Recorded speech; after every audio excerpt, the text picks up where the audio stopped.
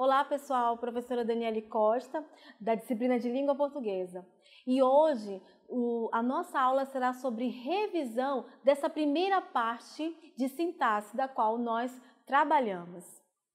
Nessa primeira parte do módulo 3 sobre sintaxe, nós estudamos frase, oração, período, termos essenciais da oração, o sujeito e o predicado, os termos integrantes, objeto direto, objeto indireto, complemento nominal, agente da passiva e também nós estudamos os termos acessórios da oração, como o adjunto adnominal, o adjunto adverbial, o aposto e um termo independente chamado vocativo.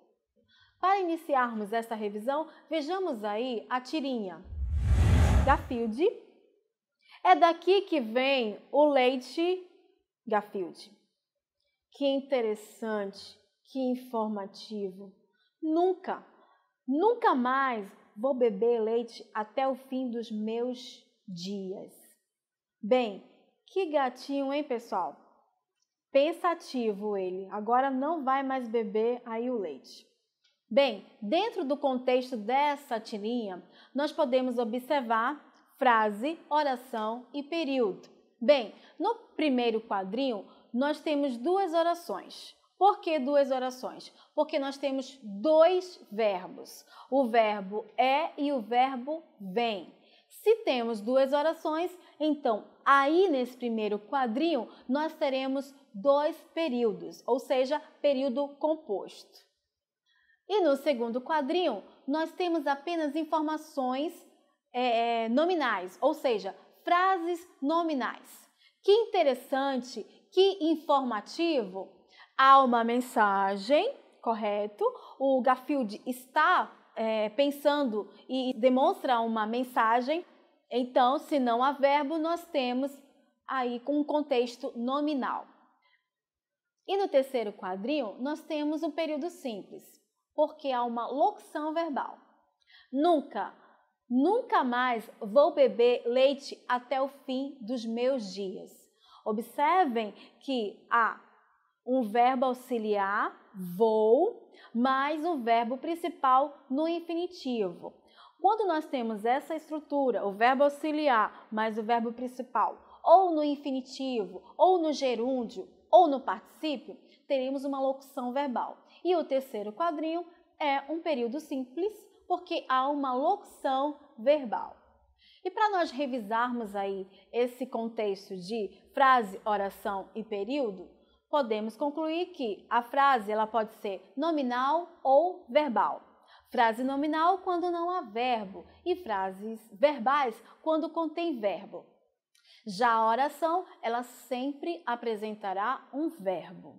E o período ele pode ser classificado pela quantidade de verbos. O mínimo tem que ser 2 verbos. Se há 2 ou mais verbos, classificamos o contexto de período composto.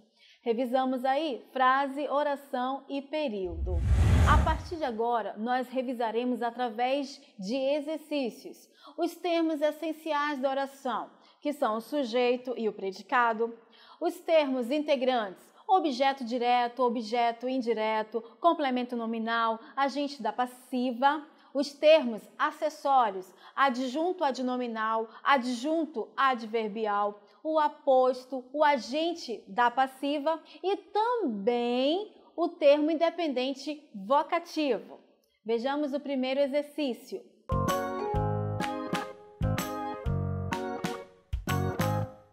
No primeiro exercício, revisaremos o estudo do sujeito. O sujeito ele está classificado em sujeito simples, quando contém apenas um núcleo, o sujeito composto, quando tem 2 ou mais núcleos, o sujeito elíptico ou oculto, quando ele não aparece explicitamente quem faz a ação ou quem recebe a ação. Mas o verbo vai nos indicar através da desinência número pessoa que sujeito é esse. E também nós temos o sujeito indeterminado, quando o verbo se encontra aí na terceira pessoa do plural, ou quando ele está na terceira pessoa do singular, sendo um verbo transitivo indireto, mais o se que demonstra índice de indeterminação do sujeito, teremos nessa caracterização aí o sujeito indeterminado. E a oração sem sujeito não conterá sujeito, mas apresentará verbos ou com o verbo haver no sentido de existir, ou o verbo fazer no tempo decorrido, ou então fenômenos meteorológicos. Vejamos aí o nosso exercício sobre sujeito. Atribua o sujeito pertencente às orações abaixo, tendo como suporte o seguinte código: A, para sujeito simples; B, sujeito composto; C, sujeito oculto; D, sujeito indeterminado; e E, sujeito inexistente ou oração sem sujeito. Vejamos aí o primeiro parêntese e já vamos classificando também, pessoal. Meus amigos e eu organizamos um evento jamais esquecido. Nesta oração, nós temos aí ações sendo feitas. Por quem? Meus amigos e eu. Se temos dois núcleos, então nós temos sujeito composto. A nossa resposta é a letra B. Segundo parêntese, preciso de seu carinho para me sentir segura.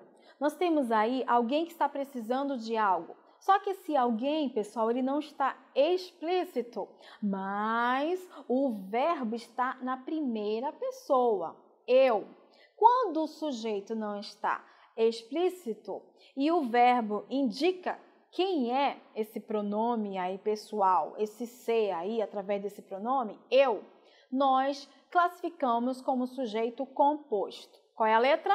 Letra C. Passamos para o terceiro parêntese.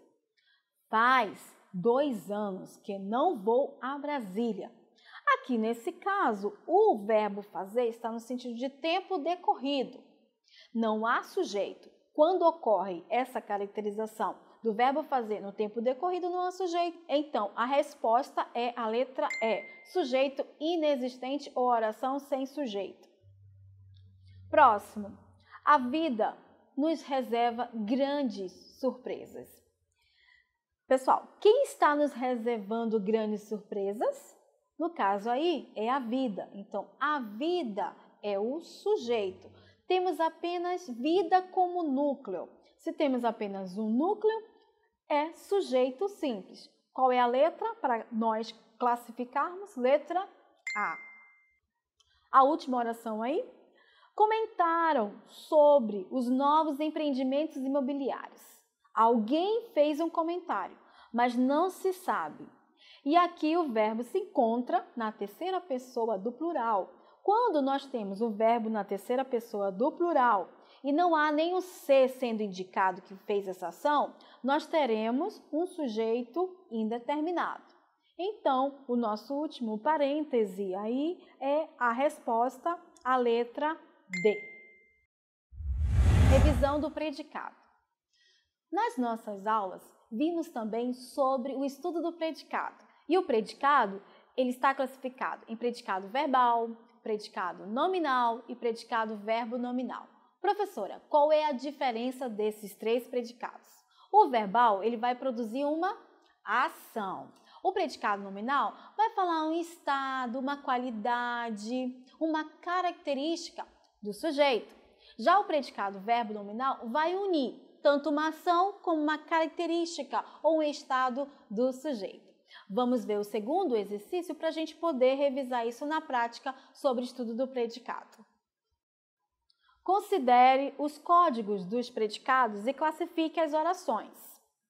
PV, predicado verbal; PN, predicado nominal; PVN, predicado verbo nominal. Primeira oração. Juliana ficou em casa. Aqui nós temos um ser que está fazendo uma ação estática, não é dinâmica. E o verbo nos informa isso, que ela está em casa. É uma ação, mas não é uma ação dinâmica, mas sim uma ação estática. Se fala de ação, qual é o nosso predicado para nós classificarmos aí, pessoal? PVN, PN ou PVN? Isso, PV. PV é a resposta. Próximo. Juliana ficou doente. Aqui, o ser está no estado de doente, está enfermo. O verbo está só ligando o sujeito ao seu estado. Quando nós temos essa caracterização, a oração está indicando o estado do sujeito, teremos um predicado nominal. Então, a resposta aí é PN. Terceiro parêntese. Juliana estava triste. Temos aí também o sujeito e o restante dessa informação, estava triste, é o momento da Juliana, é o estado da Juliana. O verbo vai ser de ligação porque vai ligar o sujeito a seu estado de tristeza, de estar triste. Se não é uma ação, é um estado do sujeito, teremos predicado nominal. E a resposta é PN. Quarto parêntese. Eles querem o carro. Muito bem. Aqui nós temos uma ação. Quem está querendo o carro? Eles. O sujeito aí é eles. O restante demonstra para nós uma ação. O verbo querer fala que é uma ação, né? O carro é o complemento dessa ação. Se é uma ação, nós teremos predicado verbal. A resposta é PV. O último parêntese. Os garotos chegaram cansados ao museu. Opa, aqui é interessante, pessoal. Nós temos seres que fizeram uma ação de chegar. Quem são esses seres? Os garotos, então serão o sujeito. Chegar em diante, cansados ao museu, é o nosso predicado. Chegar é uma ação. Muito bem, temos um predicado verbal. Mas eles chegaram com estado, cansados. Não é o verbo que está cansado, e sim garotos. Essa informação, cansados, está dentro do predicado, mas não se refere ao predicado, e sim ao sujeito, ao estado do sujeito. Se temos estado, nós também temos o predicado nominal. Ao museu vai ser o lugar que eles chegaram, certo? Então, a nossa classificação aí é predicado, verbo nominal. Temos uma ação e temos um estado do sujeito. E classificamos como PVN. Muito bem, vimos aí já a revisão do sujeito e do predicado. E agora vamos continuar com o objeto direto e o objeto indireto. Muito bem, revisaremos agora o objeto direto e o objeto indireto. Só relembrando aí um conceito. O objeto direto, ele vai pertencer a um verbo transitivo direto que pede esse complemento sem preposição, não exige de fato a preposição. Só casos, exceções que vai pedir um objeto preposicionado, tá? Mas a sua essência, o verbo transitivo direto, ele exige um complemento direto sem preposição. Já o objeto indireto, ele vem para completar o sentido do verbo transitivo indireto. E esse verbo transitivo indireto, ele exige uma preposição no seu complemento. Vejamos a questão para a gente poder aí trabalhar melhor esse conceito. Bem, de acordo com o código amostra, analise os termos em destaque das seguintes orações. OD, objeto direto, OI, objeto indireto. Letra A. Eu necessito de ajudantes de cozinha. Então, nessa primeira oração, nós temos alguém que está necessitando de ajudantes. O sujeito, então, será eu. O restante da frase, predicado verbal. O núcleo desse predicado verbal será o verbo necessito.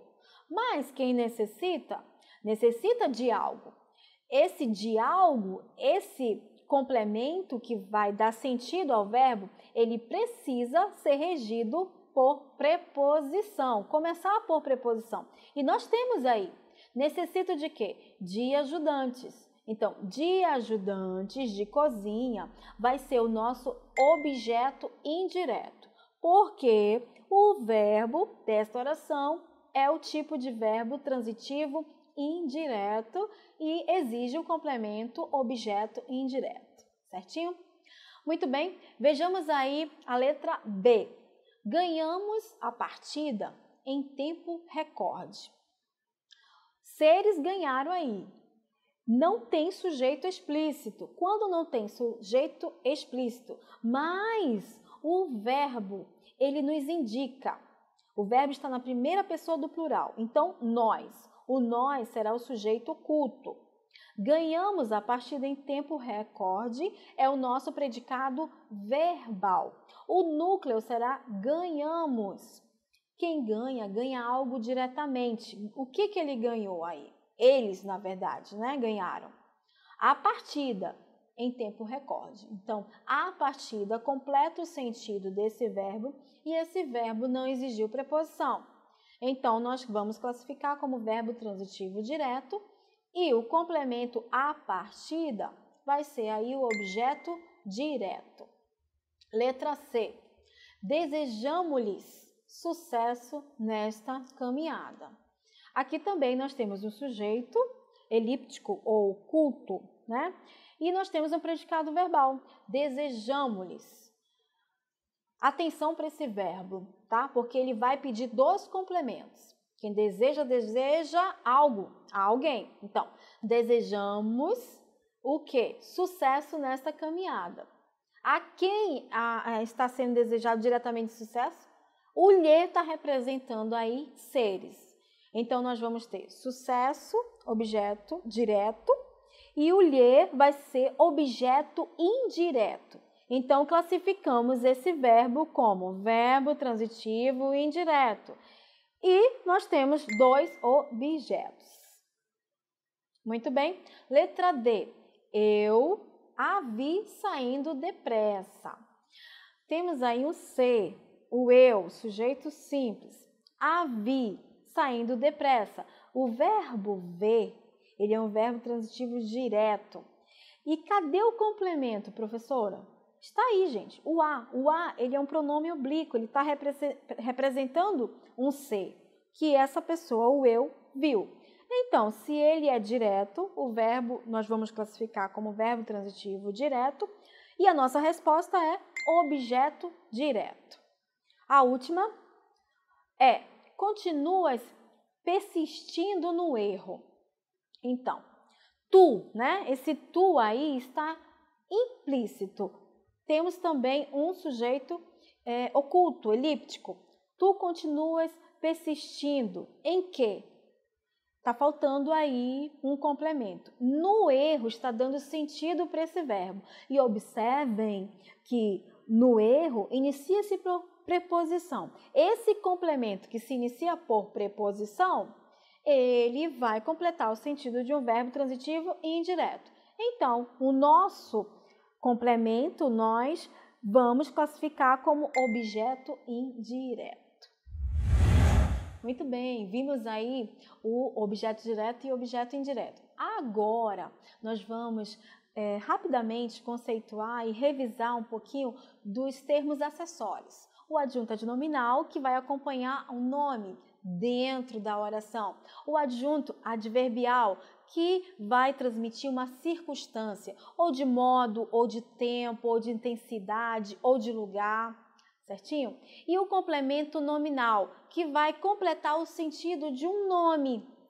E também nós temos o agente da passiva, que é aquele termo que pratica a ação na voz passiva analítica. Vejamos aí o nosso exercício. Muito bem. Analise os termos destacados das sentenças abaixo e marque com A.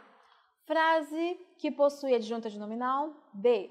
Frase que possui adjunto adverbial. C. A frase que possui complemento nominal. E D. A frase que possui agente da passiva. Vejamos as orações. Primeiro parêntese. Aquela cadeira de ferro é muito resistente. Então, nós temos aí esse termo de ferro. Esse termo de ferro ele está acompanhando a cadeira, que é um nome. Quando um termo dentro de uma oração acompanha, está próximo ao nome, pessoal, nós classificamos como adjunto adnominal, porque está junto ao nome. Então, nesse caso, vamos classificar como adjunto adnominal, letra A. No segundo parêntese, aquela imagem de cera é esquisita. Temos aí o termo destaque de cera. Aquela imagem. Essa palavra imagem está pedindo um complemento. De cera completa o sentido da palavra imagem. E a palavra imagem, ela é um nome. Quando um termo completa o sentido de um nome, nós chamamos de complemento nominal. Então, classificamos com a letra C. Terceiro parêntese. Ele estava desejoso de vingança. Observem, o ele, né, o sujeito, estava desejoso. Mas desejoso falta um complemento. O de vingança vai dar o sentido a esse nome, a essa palavra desejoso. Se está dando o sentido de um nome, nós classificamos como complemento nominal e a letra é a letra C. O menino ontem cantou desafinadamente. Então, nós temos aqui dois termos em destaque, ontem e desafinadamente. O ontem está indicando uma circunstância de tempo e desafinadamente está indicando uma circunstância de modo. Quando temos termos na oração que especificam circunstância, nós estamos falando sobre adjunto adverbial. Então, o ontem, adjunto adverbial de tempo. Desafinadamente, adjunto adverbial de modo. A nossa letra é a letra B. O quinto parêntese.